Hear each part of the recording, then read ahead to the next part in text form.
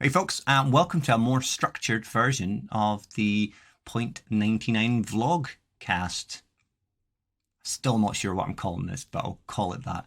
I say more structured just because I'm not on the go, I'm not in the wilderness. I had planned to get a vlog out before now.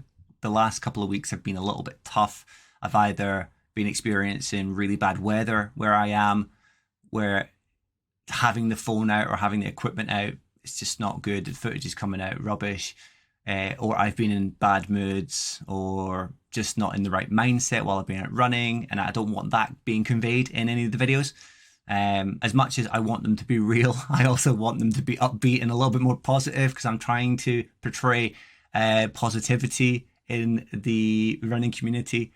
So I try to keep it real, but at the same time, I don't want to be a downer, especially in the vlogs. I'd rather put the real element in my own content on my own profile where a run doesn't go quite so well. I'll say that, but on the vlog, on the podcast and the vlogcast, I want it to be a little bit more positive. So I hope that's okay. But I'm going to get back to doing wild vlogs. As you can see just over my shoulder, my SLR now has a shotgun mic. I don't really envy myself having to carry that monster with me. The SLRs they're not light, but I'm looking forward to taking the drone out, taking the shotgun mic out on the SLR, getting some really nice footage and doing some staged shots to add some nice artsy, more well-produced vlogs, and that's what it'll be. It won't be a run interrupted by footage. It will be the whole point will be I'll be going out to film a vlog and maybe do some staged running while I'm out there. But I'll let you know a little bit more about that as and when they happen. So keep an eye on my own Instagram, the page's Instagram. I also now have a Facebook page for the Point 99 podcast, although that's not my true home for it. It's just there because I know some people have Facebook. They use it a lot. I use it from time to time. And it's very good for queuing up scheduled content. And I have quite a lot of scheduled content already in line for that just from the past day or so. I also have Discord now. There's not been a massive uptake on that. I know Discord's very new to a lot of the community and a lot of the listeners. There are a few members of the community who know Discord. They use it already. It is widely used across the world, and it's just growing exponentially as media moves forward. So I would encourage you, if you haven't already, have a look at Discord. I'll put up some user guides to make it more user-friendly, more approachable. But it does allow one-on-one or a group chat functionality. It is an app that has built-in chat, both text and audio, so you can just chat away, almost like Zoom or Teams, but you can nip in and out the app whenever you feel. There's no requirement to get a meeting invite or feel like you can't just jump into a conversation, especially if it's an open channel. So yeah, there's Discord, and otherwise there's merch. So as you see, I'm repping the buff myself. A little bit of news on that. And unfortunately, I've come to the decision that the company that I've been using for the samples, now, so I've already given out the samples because I wanted to show my appreciation to the people I was running with last weekend, so last Sunday. I don't know the date off the top of my head, but I wanted to show the appreciation because they came a long way to see me and to do a recce of the Loch Ness 24 route. So I want to show my appreciation in even a small way. So I gave them each one of the samples. And I also had samples, and I wanted to show my appreciation to someone who has been there a lot for not only the podcast, but for myself. So I've sent them a copy of the samples and also stuck it into the prize package for the 24. So Al has since had a couple of extra things added into his prize package, just so I thought, well, it's a little bit of the Point 99. I wanted to add that in. So all going well, we'll see him in less than 38 days time, and I'll be able to hand over all the runner equipment, the trainer armor stuff, the buff, I've thrown in a couple of extra stuff from Active Root now that I am an ambassador for them. And yeah, I've got a few extra little surprises for the teams, but no. The company I'm with, they're really good. They're really fast. The quality is second to none. The grading of the material is so good. The quality generally is some of the highest I've seen. That being said, the costs are also quite high. For each buff before I add on VAT from the company and postage from where it's coming from, I think it's Lithuania or Latvia is one of the L's. It starts off at £9.50, and then you've got the VAT they're adding on. You've got the postage they're adding on. Then I've got my postage to everyone else. It's coming to around about £16-17 a buff, and I don't think I get that some people pay that, but I don't feel that that's a reasonable price for something that I'm not looking to make money out of. I won't be making any money out of that. I don't want to. Any money's made anyway would go to charity. It would go to Kona Scotland or another charity of either Community Choice or My Choice. But I don't want people paying that much. And I know on different sports websites or on Etsy, that's like the going rate. But knowing that the Young Hearts Run Free podcast, their buffs are around about £12, I think that's a lot more approachable. But even then, I don't want people paying more than around about £10 all in postage. So there are a couple of options available to me with Scandinavian production, and they also allow a lot smaller batches.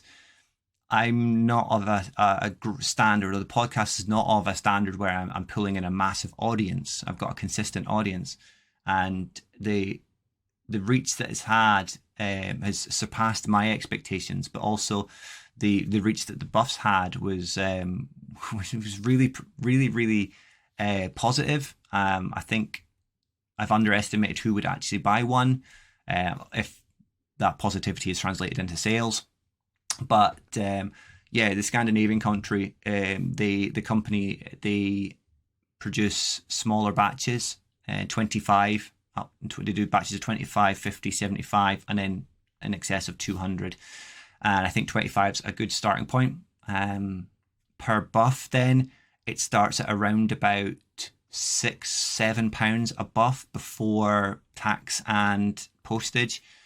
So I think on a 25 basis, split down through postage and tax, I think I could get them to around about £10. I need to do some checks. I need to get some samples to make sure that the quality is there. The quality on the website looks fantastic, but images on their website aren't the product in my hand. There are other options available to me, but that wouldn't mean buffs. Unfortunately, there are companies I could associate with that would do t-shirts, running tops, baseball caps. But to begin with, I think the shout was for buffs. So I think that's what I've kind of got my hopes up now. And I do have one myself. I wasn't going to keep one, but I do have one myself. Then going on to 99 Club stuff, which kind of goes hand in hand with products. I've just put out an announcement on the Strava group, and also going onto the Discord group as well. My plan is to run regular challenges, and you see it in the Roarsome community, you see it on different communities. I want to run quarterly challenges. Quarterly being that I want them to be long lasting to get as many people involved as possible, but also give a good time scale for people to get involved, because I know everyone's life's hectic. My life's hectic, not just work, but running the podcast and everything that goes along the side of that, running, training for a marathon, family life. So I want to give the opportunity for more people to get involved. And with it being quarterly, then it gives me the option, or it gives me the ability to reward a winner or a set of winners for completing the challenge. Or if you complete the challenge, you go into a prize draw, and then a winner is chosen at random. But it's for the 99 community. It's for the 99 Club. It's for people that are supporting me on a weekly basis. Not to say that people that listen when they can aren't supporting me on a weekly basis, but I get so much kindness from the community in the form of regular daily to weekly messages from the same people, and it's just so nice to see. And I appreciate all the comments that I get, but when people are going out their way to kind of check in on me, make sure that I'm doing well, especially now the pressures are a little bit more on my own. Yeah, I want to reward these people. I want to reward those that are in the 99 Club. And you can join the 99 Club. It's free. As Ryan said on episode 9 of season 1, if you join Strava, the run club, once you're in, you're in. You don't have to do anything. You just run, and that's you taking part in the community, showing other people that you're out achieving. If you then see a message, a post go up on Strava, and you like it or you comment on it, that's a small step to taking part in the 99 Club. Whether you want to go onto Discord or not, it's another thing. And I would include it in the Facebook community or the Facebook page, but to me, just by liking a page, it's the same as just listening to the podcast as well, but not having any other form of interaction with the 99 Club. It's appreciated from myself, but it's not also going above and beyond like a lot of other people are. And my whole thing there, as I say, is to really give back to those people that are showing a massive amount of support. So I don't know when that's going to happen. It's going to happen soon, but I just need to kind of key it up. Just think of a sensible time to start it, because we're over halfway through the year already. So if we're doing it quarterly, it needs to be from the autumn, winter to kind of go on to that quarter. And we either start in the new year, which is a long way off, or we start at the back end of this year, which I think is a little bit more interesting. It's not forgotten about then.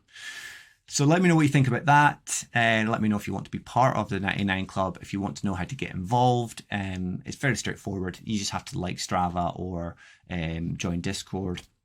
But there'll be a post going out about that on Facebook next week. It's already queued up, it's already lined up, but it will also then go on to Instagram. I'll make sure that it goes on there as well. So yeah, I've been trying my best to get on top of social media.